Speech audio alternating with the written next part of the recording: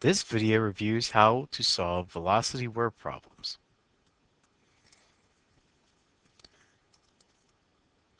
The first problem says a student practicing for a track meet ran 250 meters in 30 seconds.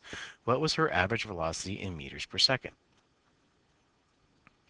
To the distance divided by the time, and we should identify all the variables involved in our equation: v for velocity, d for distance, and t for time. We see that the distance is 250 meters and time is 30 seconds. We are not sure what the velocity is. That's what we must find in our equation. The distance is 250 meters and time is 30 seconds. Going back to our equation where velocity is equal to distance over the time, plug in our values: 250 meters divided by 30 seconds, and plug that into our calculator, and we get 8.3 meters per second.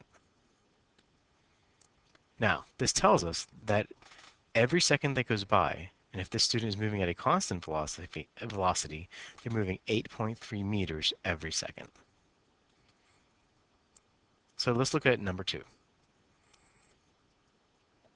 Number 2 asks, how fast was a plane flying if it traveled 400 kilometers in 30 minutes in kilometers per hour and meters per second? Again, we're going to use our velocity is equal to the distance over time equation.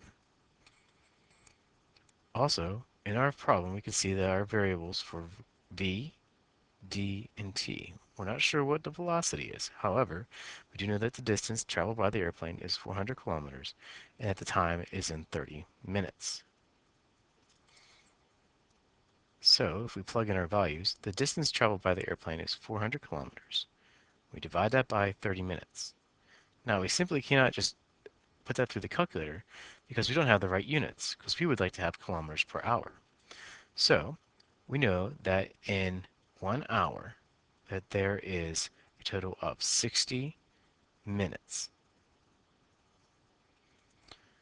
By multiplying the product of that by 60, we can cancel out minutes, and we have hours in our denominator.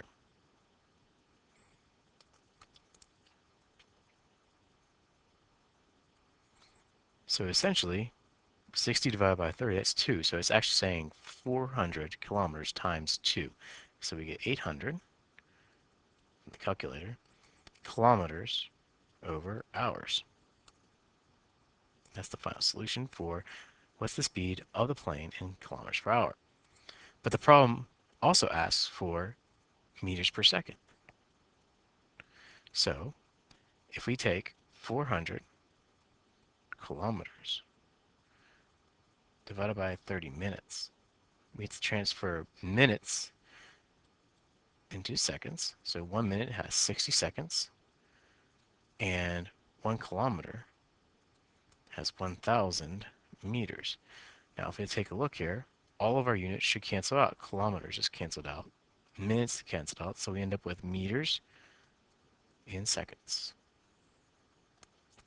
When we plug this into the calculator, we find out that the value is 222 meters per second, which is really fast.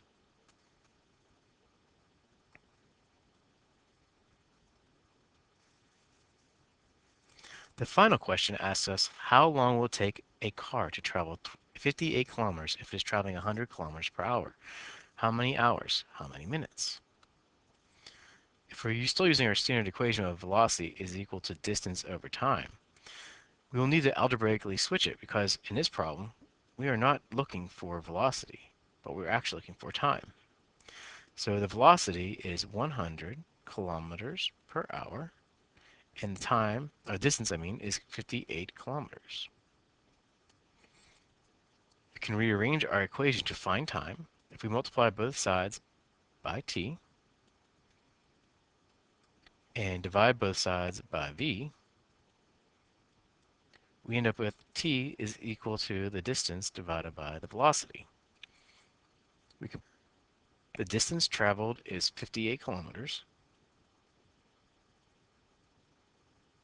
and the velocity was 100 kilometers per hour.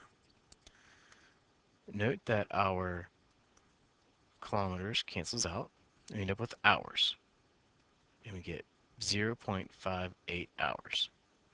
Or, if you multiply that by 60 minutes in 1 hour, we get 34.5 minutes.